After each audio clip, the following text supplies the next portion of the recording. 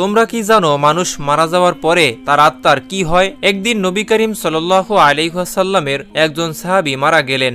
রাসূল পাক সাল্লাল্লাহু আলাইহি ওয়াসাল্লাম তার জানাজা পড়ালেন।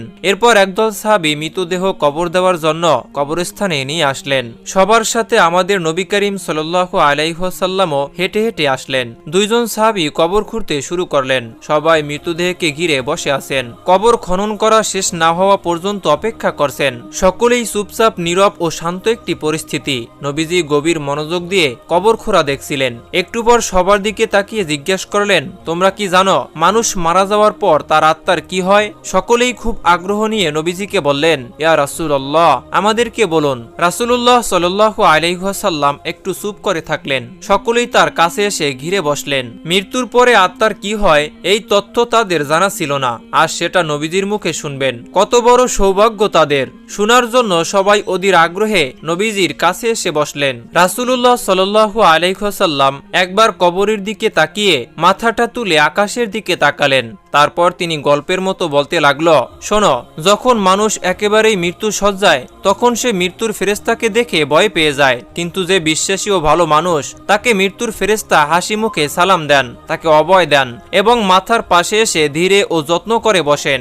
তারপরে মৃত্যুপেরায় মানুষটির দিকে তাকিয়ে বলেন, হে পবিত্র আত্মা, তুমি তোমার পালনকর্তার ক্ষমা ও ভালোবাসা গ্রহণ করো এবং এই দেহ থেকে বের হয়ে আসো। মুমিনের আত্মা যখন বের হয়ে আসে তখন সে কোনো ধরনের ব্যথা ও বেদনা অনুভব করে না।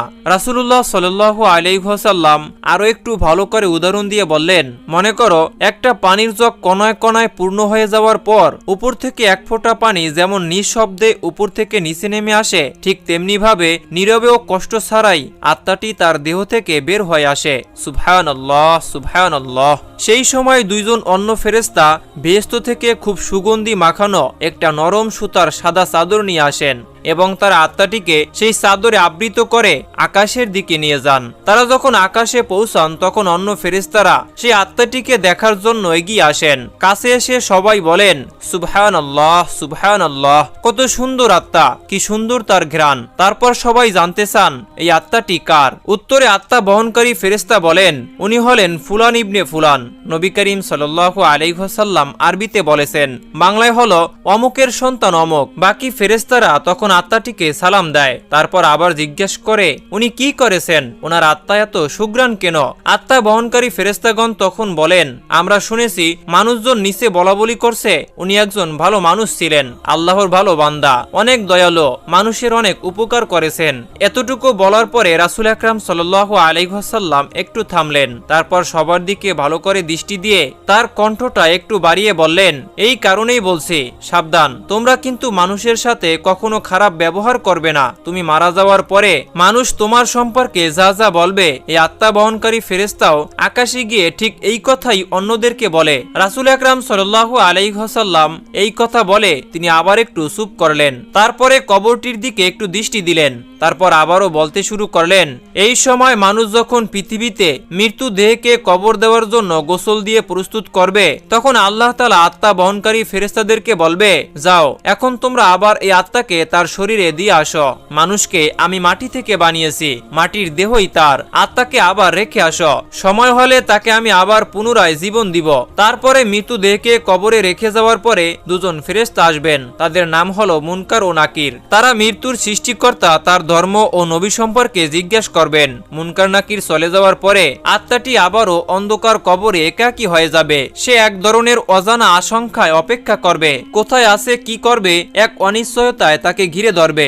এমন সময় সে দেখবে খুব সুন্দর একজন তার কবরে তার সাথে দেখা করতে এসেছেন। তাকে দেখার পর আত্মাটি ভীষণ মুগ্ধ হবে। এত মায়াবী ও সুন্দর চেহারা সে জীবনে আর কখনো দেখেনি। আত্মাটি তাকে দেখে জিজ্ঞেস করবে, তুমি কে?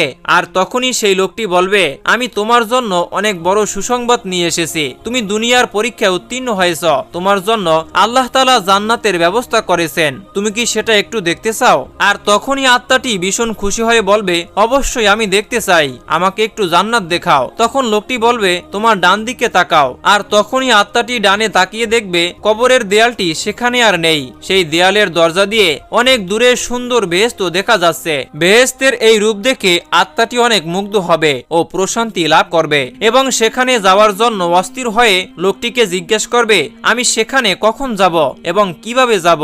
লোকটি মৃদু হেসে বলবে, সময় যখন হবে তখনই তুমি সেখানে যাবে এবং থাকবে। আপাতত শেষ দিবস পর্যন্ত তোমাকে অপেক্ষা করতে হবে। আর ভয় পেও না, আমি তোমার সাথেই আছি, তোমাকে আমি সেই দিন পর্যন্ত সঙ্গ দিব। আত্মাটি তখন তাকে আবারও জিজ্ঞেস করবে, কিন্তু তুমি কে? তখন লোকটি বলবে, আমি তোমার এতদিনের আমল, পৃথিবীতে তোমার সব ভালো কাজের, তোমার সব পুণ্যের রূপ আমি। আজ তুমি আমাকে একজন সঙ্গীর মতো করে দেখছ, আমাকে আল্লাহ তাআলা তোমার সঙ্গ দেওয়ার জন্য এখানে পাঠিয়েছেন। এই কথা বলে লোকটি আত্মাটির উপরে যত্ন করে হাত বুলিয়ে দিবেন এবং বলবেন, হে পবিত্র আত্মা, এখন তুমি শান্তিতে ঘুমাও, নিশ্চিন্তে বিশ্রাম নাও। এখন তুমি ঘুমাও বাসর রাতের মতো, যাকে তার প্রিয়জন ব্যতীত অন্য কেউ জাগিয়ে দেয় না। এই কথা শোনার পরে আত্মাটি এক নজরে বেহেশতের দিকে তাকিয়ে থাকবে এবং এক সময়ই তাকানো অবস্থায় গভীর প্রশান্তিতে ঘুমিয়ে পড়বে। সুবহানাল্লাহ, সুবহানাল্লাহ। এই কথাগুলো বলার পরে রাসূল আকরাম সাল্লাল্লাহু আলাইহি ওয়াসাল্লাম আবার একটু থামলেন। সাহাবীরা তখন গায়ের কাপড় দিয়ে ভেজা চোখ মুছলেন। সবাই কান্নায় ভেঙে পড়ল। প্রিয় ভাই ও বোনেরা, একটু থামুন, চোখ বন্ধ করে একবার ভাবুন। এই ঘটনাটি একদিন আমাদের সবার জীবনে ঘটবে। একদিন আমাদের দেহটাও এই মাটির নিচে শোয়ানো হবে।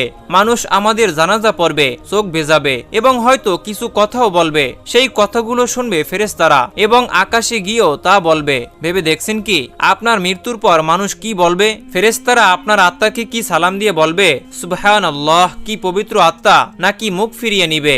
আর আপনি আকাশের পথে লজ্জায় মাথা নিচু করে থাকবেন। আপনার দুনিয়ার জীবনটাই ঠিক করে দিচ্ছে কবরের জীবনের সুখ বা কষ্ট। আপনার প্রতিদিনকার কাজ, মানুষের সাথে ব্যবহার, এক একটা ছোট ছোট আমল, সবকিছুর হিসাব হবে। আপনি যেমন জীবন কাটাচ্ছেন, মৃত্যুর পরও আপনি তেমন আত্মা নিয়ে উঠবেন। কবরের অন্ধকারে আপনি একা হবেন না। যদি আপনি ভালো আমল করে থাকেন, তাহলে আপনার সে আমলই আপনার পাশে এসে দাঁড়াবে, আপনার পাশে বসে বলবে, ভয় পেও না, আমি তোমার দুনিয়ার ভালো কাজ, আমি তোমার বন্ধু। আল্লাহর হুকুমে জান্নাতের দরজাও খুলে যাবে কবরের মধ্য থেকেই। প্রিয় ভাই ও বোনেরা, এই ভিডিওর কথা যদি একটু আপনার অন্তরে কাঁপন ধরিয়ে থাকে, তাহলে দয়া করে এখনই একটি লাইক দিয়ে দিন। হয়তো আপনার এই লাইকটি আরো কারো হৃদয়ের পরিবর্তনের আলো জ্বালিয়ে দিতে পারে। আর নিচে কমেন্টে লিখুন, হে আল্লাহ, আমাকে এমন একজন বানিয়ে দিন যার আত্মা হবে পবিত্র এবং মৃত্যু হবে শান্তিময়, আমিন।